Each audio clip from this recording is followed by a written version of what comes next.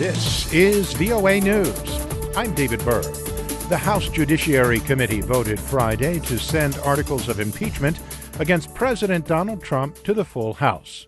We get the details from AP's Ben Thomas. For the third time in a little over a century and a half, the House Judiciary Committee has voted articles of impeachment against the president. Judiciary Committee Chairman Jerrold Nadler called it a solemn and sad day.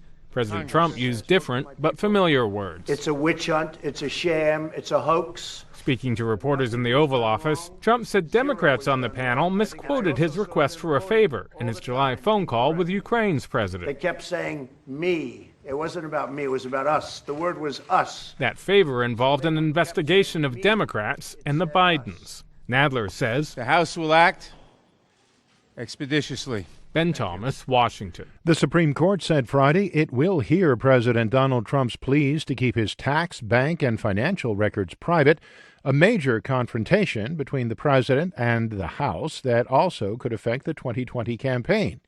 AP's Ed Donahue has more. The president sued to stop banks and accounting firms from complying with subpoenas for his records from 3 committees in the House and Manhattan District Attorney Cyrus Vance Jr. Vance wants 8 years of tax returns as part of an ongoing criminal investigation of the president. Arguments will take place in March, with decisions expected in June as Donald Trump is campaigning for a second term.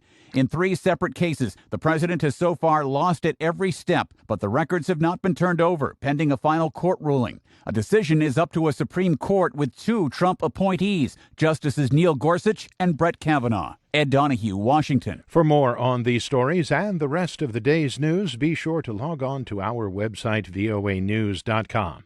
This is VOA News. The United States and China said Friday they have agreed on the text of the first phase of a trade deal that will avert further tariffs. VOA's Steve Herman reports from the White House. Trump calls the agreement phenomenal, telling reporters America's farmers will have to buy larger tractors because agricultural purchases by China very soon will total $50 billion.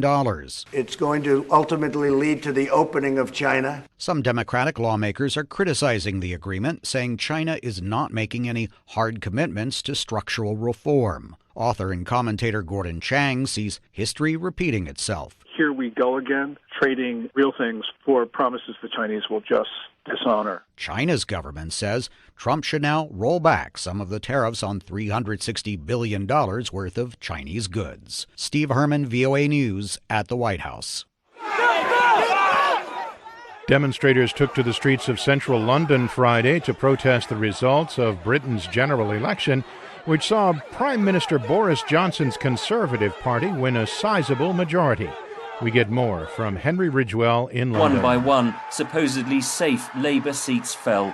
Boris Johnson's mantra of "Get Brexit Done" broke through. His election gamble paid off. In a victory speech, the Prime Minister said he would fulfil that central promise. We will get Brexit done on time by the 31st of January. No ifs, no buts, no maybes. For Labour, the results were a disaster. Leader Jeremy Corbyn said he would not lead the party into the next election. This was a thumping Conservative victory, but one confined mainly to England. Boris Johnson seems certain to deliver Brexit. He may also be the last Prime Minister of a united kingdom. Henry Ridgwell for VOA News, London. Indian Muslims across the country took to the streets to protest against new citizenship laws. Ciara Lee reports. Thousands of Indian Muslims took to the streets across the country on Friday as anger over new citizenship legislation grew. Violent protests have erupted since the controversial law was passed by Parliament earlier this week. Prime Minister Narendra Modi's Hindu nationalist government's bill will allow citizenship for persecuted Hindus, Sikhs, Buddhists, Jains, Parsis and Christians who fled Muslim-majority Pakistan, Bangladesh and Afghanistan before 2015. The UN Human Rights Office voiced concern over the law on Friday, saying it was fundamentally discriminatory in nature by excluding Muslims. That's Ciara Lee of Reuters. For more, be sure to visit our website, voanews.com. I'm David Byrd, VOA News.